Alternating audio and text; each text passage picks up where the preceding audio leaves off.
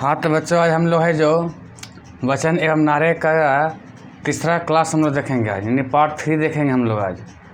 इसके पहले हम लोग 2 पार्ट हम लोग देख चुके हैं, यानी कर चुके हैं, समझ चुके हैं वीडियो में। आज हम तीसरा क्लास के माध्यम से समझेंगे। आज का वचन एवं नारा में है पहला क्वेश्चन कि मैं देश के एक मुट्ठी बालू से ही कांग्रेस से भी बड़ा आंदोलन खड़ा कर सकता हूँ। पहला क्वेश्चन है कि मैं देश के एक मुट्ठी बालू से ही कांग्रेस से भी बड़ा आंदोलन खड़ा कर सकता हूँ। ये बात किसने कहा था? तो ये बात महात्मा गांधी जी ने कहा था। कौन कहा था? महात्मा गांधी जी ने कहा था। इसको हम लोग कैसे याद करेंगे? ठीक है, इस सेंटेंस में, इस वाक्य में एक शब्द आ रहा है आंदोलन। क्या रहा है? आंदोलन। तो आप जानते हैं कि आंदोलन करने में सबसे ज़्यादा एक्टिव कौन व्यक्ति रहते थे? सबसे आगे कौन रहते थे? तो रहते थे महात्मा गांधी। कौन रहते थे? महात्मा गांधी रहते थे। यानी आप इसे क्या आप जोड़ सकते हैं, कनेक्ट कर सकते हैं कि आंदोलन से ज़्यादा है जो संबंध है, जो आंदोलन ज़्यादा भागीदारी लेते थे महात्मा गांधी, वो भी अहिंसात्मक रूप से, पूर्ण तरह शांति रूप से अपनी बातों को आंदोलन के माध्यम से महात्मा गांधी सरकारों तक अपनी आवाज़ों को पहुंचाते थे। तो आंदोलन करने में सबसे ज़्यादा एक्टिव कौन रहते थे? तो महात्मा गांधी रहते थे। आप इसको इस तरीके से समझ सकते हैं और याद रख सकते हैं। दूसरा क्वेश्चन है श्रमेव जयते। श्रमेव जयते का नारा किसने दिया था? श्रमेव जयते का नारा किसने दिया था? तो दिए थे श्रीमती इंदिरा गांधी दिए थे। कौन दिए थे? श्रीमती इंदिरा गांधी जी दिए थे। वो कैसे याद करेंगे? देखिए, श्रमेव में आता है श्र, कहता है श्र, और श्रीमती इंदिरा गांधी में आता है श्री। तो श्र और श्री का संबंध एक जैसा है, तो आप याद रख सकते हैं कि श्रमेव जयते का नारा दिया था श्रीमती इंदिरा गांधी। अगला है, हम मुझे उम्मीद है कि क्वेश्चन में आपको समझ में आ गई होगी। अगला है साम्राज्यवाद का नाश हो। क्या है? साम्राज्यवाद का नाश हो। साम्राज्यवाद का नाश, जैसे कोई राजा था, उसकी साम्राज्य में अपना अधिकार चलता था, अपना राज चलता था उसका, तो उसका नाश हो जाएगा। क्या जाएगा? नाश हो जाएगा। ये बात कौन कहा था? तो भगत सिंह ने कहा था। कैसे याद रखेंगे? नाश हो जाना, बोला नाश होना मतलब उसको दुर्गति होना, यानी गति होना, है ना। नाश किसको बोलते हैं? जब उसकी कोई गति हो जाती है। तो गत, नाश मतलब गत। तो गत शब्द किस मारा है? भगत।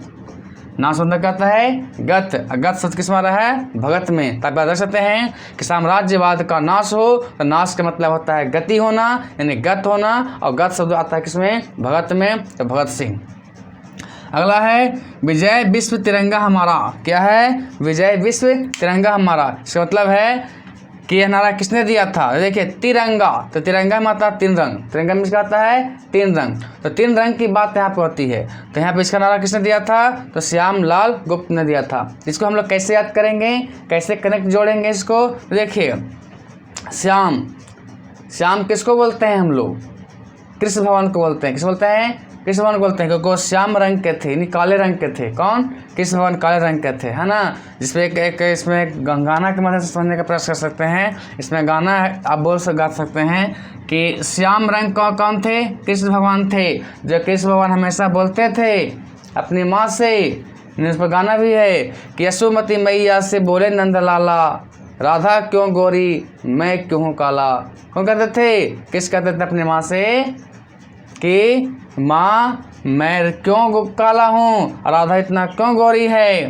तो उस पर गाना है कि यशोमती मैया से बोले नंदलाला, राधा क्यों गोरी मैं क्यों हूँ काला। तो उसमें राधा बोलती है कि मैं हूँ शहर की छोरी इसलिए हूँ गोरी, और तू है गांव का ग्वाला इसलिए है काला, है ना। तो राधा क्या थी? गोरी थी, वो लाल दिखती थी, है ना। और श्री कृष्ण क्या थे? काले थे, श्याम रंग के थे, इसलिए शामिल है नीला श्याम और लाल श्याम लाल। और तीसरा रंग क्या था? तीसरा रंग गुप्त था। तिरंगा में 3 रंग है, जो 2 रंग का जिक्र है, श्याम और लाल, और तीसरा रंग क्या है? गुप्त है। इस तरीके से आप इसको कनेक्ट करके आप समझने का प्रयास कर सकते हैं। अगला क्वेश्चन है Who lives if India dies? Who lives if India dies? Who means कौन? lives मतलब जीवित रहना या जिंदा रहना या रहना, है ना। कौन रहेगा जब भारत मर जाएगा? कौन रहेगा जब भारत? तब भारत ही जब मर जाएगा तो भारतीय कहाँ बचेगा? है ना। पूरे भारतीय लोग कैसे मर जाएगा, जब पूरे भारतीय लोगों को एक साथ क्या खिलाया जाएगा, जहर खिलाया जाएगा, तो पूरा भारत समाप्त हो जाएगा, पूरा भारत मर जाएगा। तो जवाहर में एक शब्द आ रहा है, वाह को हटा दीजिए तो जहर, है ना। वाह को जब हटा दीजिएगा आप तो एक शब्द क्या जाएगा, जहर, क्या जाएगा, जहर। और जहर शब्द किस में आता है, जवाहर में, इसलिए जवाहरलाल नेहरू, है ना। आप इसको याद रख सकते हैं, कैसे रख सकते हैं कि who lives if India dies, कौन जीवित रहेगा जब पूरे भारत है जो मर जाएगा। तो मर जाएगा कैसे, जहर खाने से, तब याद रख सकते हैं जवाहरलाल नेहरू। अगला है, दास्ता के हलवे चना के सूखे, आज़ादी के सूखे चने से कहीं अच्छे लगते हैं। बोलता है दास्ता मतलब था गुलामी, दास्ता में क्या होता है, गुलामी, यानी गुलाम रह करके हलवे खाने से अच्छा है कि हम आज़ाद रह करके सूखा चना खाएं। किसी का गुलाम रह करके हमको हलवा खाने से अच्छा है, बेहतर है कि हम आज़ाद रहें, आज़ाद रह करके सूखे चने खाएं। और सूखे चना को कैसे खाया जाता है, तो उसको पानी में फुला कर खाया जाता है ना। सूखे चने को खाया जाता है, पानी में फुला कर खाया जाता है। अब पानी में फुला कर के चना कब खाते हैं, तो सुबह सुबह खाते हैं। कब खाते हैं, सुबह सुबह खाते हैं। तो सुबह का संबंध के साथ सुभाष, सुभाष में सुबह आ रहा है, सुबह सुबह सुबह सुबह, है ना। यानी सुभाष चंद्र बोस ने कहा था, याद रख सकते हैं।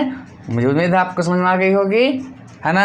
इस तरीके से आप है जो समझ के कनेक्ट करके आपका याद रखेगा तो कभी भूलिएगा नहीं, हमेशा देखिएगा। आप है जो वीडियो देखिए और आप वीडियो देखने के बाद है जो आप अपने दिमाग में नारा को सोचिए और उसका आंसर देखिए, आपको टप टप याद हो जाएगा, आप जवाब दे सकते हैं आप, है ना। फिर समझ आ गया होगा कि दास्ता के हलवे खाने से अच्छा है, गुलामी के हलवे खाने से अच्छा है कि आप आज़ाद रह करके सूखे चना खाएं। और सूखे चना खाते हैं फुला करके, और फुला कर चना सूखे कब खाते हैं, सुबह सुबह खाते हैं। तो सुभाष चंद्र बोस।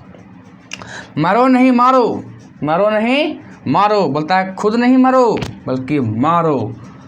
तब किसी को मारना है तब कब मारिएगा, जब आप बहादुर रहिएगा। तो कहने वाला भी बहादुर रहेगा, लाल बहादुर शास्त्री। मुझे उम्मीद है आपको समझ आ गई होगी। मरो नहीं मारो, तब मारिएगा किसी को कब, जब आप बहादुर रहिएगा। तब मारने वाला बहादुर होगा तो कहने वाला भी तो बहादुर ही होंगे, लाल बहादुर शास्त्री। अगला है, पाकिस्तान के निर्माण में जिन्ना या मोहम्मद इकबाल नहीं बल्कि लॉर्ड मिंटो था। बोलता है पाकिस्तान के निर्माण में जिन्ना या मोहम्मद इकबाल, यहाँ पे एक साथ सुनिए, जिम्मेवार नहीं, जिम्मेवार यहाँ लिख दीजिएगा, इकबाल जिम्मेवार नहीं बल्कि लॉर्ड मिंटो था। बोलता है भारत और पाकिस्तान का जो बंटवारा हुआ ना, उसमें मोहम्मद जिन्ना, मोहम्मद इकबाल का कोई कसूर नहीं था, कोई जिम्मेवार नहीं था। जिम्मेवार थे कौन, लॉर्ड मिंटो था। ये बात किसने कहा था, राजेंद्र प्रसाद ने कहा था। कहा था, राजेंद्र प्रसाद ने कहा था। इसको कैसे आप याद कर सकते हैं, कैसे कनेक्ट कर सकते हैं। देखिए, जब कोई चीज़ की बंटवारा होती है, भारत पाकिस्तान का बंटवारा हुआ तो बंटवारा क्या होता है, प्रसाद। क्या होता है, जैसे आप पूजा पाठ करवाते हैं तो कहते हैं ना कि बांट दो सबको, बंटवारा कर दो सबको, क्या बांट देना है, प्रसाद। तब प्रसाद किस में आता है, राजेंद्र प्रसाद में आता है। आप इस तरीके से इसको आप कनेक्ट करके आप याद रख सकते हैं। अगला, नेहरू जी देशभक्त हैं और जिन्ना राजनीतिज्ञ, यह कथन किसने कहा था। बोलता है नेहरू जी क्या हैं, देशभक्त हैं। नेहरू जी क्या हैं, देशभक्त हैं। नेहरू जी अपने देश के लिए लड़ते हैं, देश को प्राथमिकता पा देते हैं। और जिन्ना जो है एक राजनीतिज्ञ हैं। क्या हैं, राजनीतिज्ञ हैं। राजनीतिज्ञ राजनीति के बारे में पढ़े हुए हैं, राजनीति ज़्यादा जानते हैं, तो राजनीतिज्ञ हैं। उसके पास, उनके पास राजनीति का ज्ञान ज़्यादा था, लेकिन इनके पास पहले ये देश को मानते हैं, उसके बाद राजनीति को मानते हैं। ये पहले राजनीति को मानते थे। राजनीतिज्ञ क्या होंगे, जब ये पढ़े लिखे। अब पढ़ने लिखने में किसका इस्तेमाल हुआ, कलाम, कलम का। किसका इस्तेमाल हुआ, कलम का। तो कलाम आज़ाद। कौन कलाम आज़ाद, अब्दुल कलाम आज़ाद, अब्दुल कलाम आज़ाद। एक चीज़ और है, जान लीजिए कि मौलाना अब्दुल कलाम आज़ाद जो हैं वो स्वतंत्र भारत का, मतलब जो भारत जब आज़ाद हुआ था पहली बार 1947 में, तब पहला शिक्षा मंत्री जो बने थे वो मौलाना अब्दुल कलाम आज़ाद ही बने थे। तो उसकी बात कर सकते हैं कि शिक्षा का संबंध किससे है, कलम से है। तो शिक्षा मंत्री कौन होगा, कलाम, यानी कलम, कलाम, है ना। APJ अब्दुल कलाम को मत रखिएगा, वह जो दूसरे हैं ये अब्दुल कलाम, मौलाना अब्दुल कलाम दूसरे हैं, APJ अब्दुल कलाम दूसरे हैं, है ना।